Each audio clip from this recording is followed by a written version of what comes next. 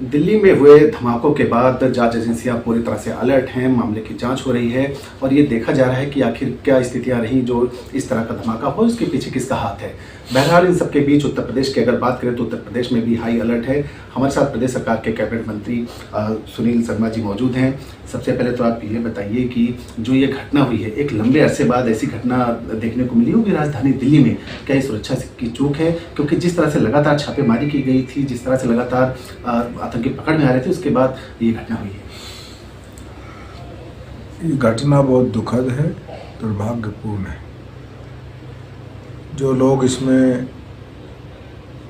जिनकी मृत्यु हो गई है उनके प्रति सरकार की और हम सब की बहुत गहरी संवेदना है। जो जख्मी है उनके प्रति हमारी सहानुभूति है, सरकार उनकी चिंता कर रही है।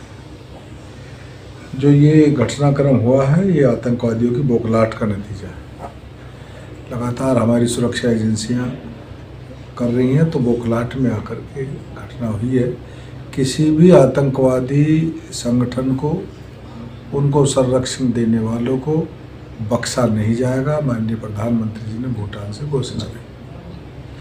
प्रधानमंत्री का जो वक्तव्य है कि किसी भी गुनाहगार को बख्शा नहीं जाएगा, और जब जब प्रधानमंत्री ने इस तरह के सख्त लहजे में बात की है तो उसके नतीजे जो देखने को मिले हैं, वो जो देश का नुकसान चाहने वाले हैं, देश का भला नहीं चाहने वाले, उनके खिलाफ सख्त ही रहा है।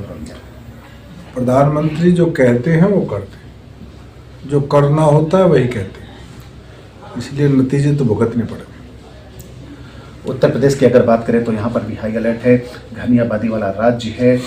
तमाम ऐसी संवेदनशील जगहें हैं, चाहे धार्मिक स्थलों की बात करें, चाहे सार्वजनिक जगहों की बात करें। उत्तर प्रदेश में सख्ती पूरी तरह से बरती जा रही है और मुख्यमंत्री योगी आदित्यनाथ ने भी स्पष्ट तौर पर ये निर्देश दिए हैं कि किसी तरह की कोई कोताही बरती न जाए और जहाँ जो जिस तरह की जरूरत है उसे पूरा किया जाए। माननीय मुख्यमंत्री जी ने सभी सुरक्षा बलों को निर्देश दिया है। सुरक्षा बल अलर्ट है, रेड अलर्ट है और चौकसी बरती जा रही है। उत्तर प्रदेश में या देश में कहीं कोई घटना ना हो, इसके लिए पूरा देश और राज्य सरकारें सतर्क हैं।